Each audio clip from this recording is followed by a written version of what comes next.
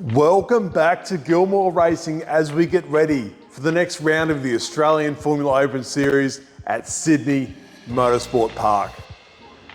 We've had quite a decent break in our calendar, and it's the biggest break we have for the year, which means we need to get on top of some maintenance. But not only that, we've got some stuff done in the workshop. There's plenty of work going on in here, which will make sense later on in the year as we look forward to our next year's season.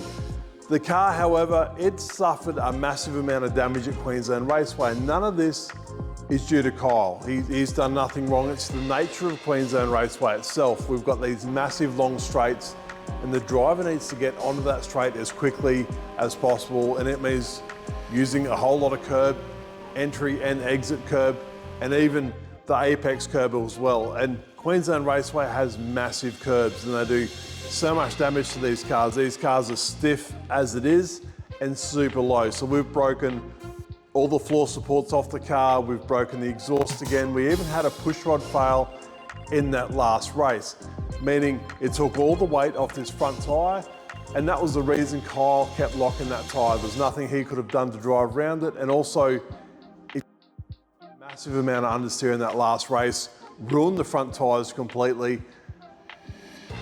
But anyhow, we're on top of that. We've broken the exhaust again, like I said, so we've given up.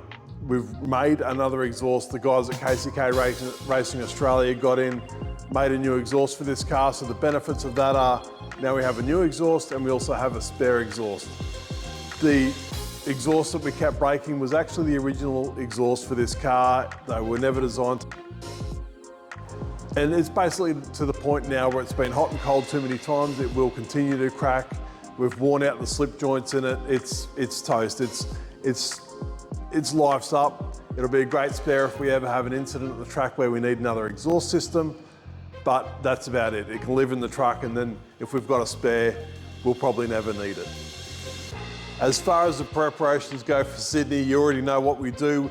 We've raced Sydney already this year, so it's all the normal stuff. We change absolutely everything.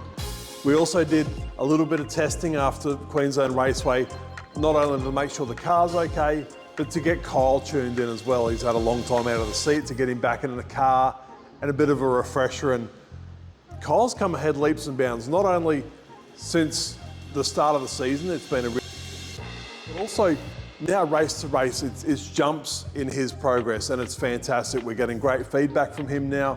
And we've actually made some substantial chassis adjustment changes to this car for Sydney. We haven't really tuned up to these GT tyres as much as some of the other teams that have done more laps or have multiple cars. So we're hoping that this will make Kyle's job a little bit easier in staying with that lead group. As always, thank you all for your support. I've got a few finishing touches to do on the car, then it's in the truck and we're off to Sydney. Subscribe if you haven't already, give the video a thumbs up if you liked it. Stay tuned for the next video when we cover off how Kyle goes in Sydney. And if you want to stay tuned over the race weekend, head to the Gilmour Racing, KCK Racing Australia Facebook page, and we will keep that as updated as we possibly can so you guys know exactly how Kyle's going at Sydney Motorsport Park.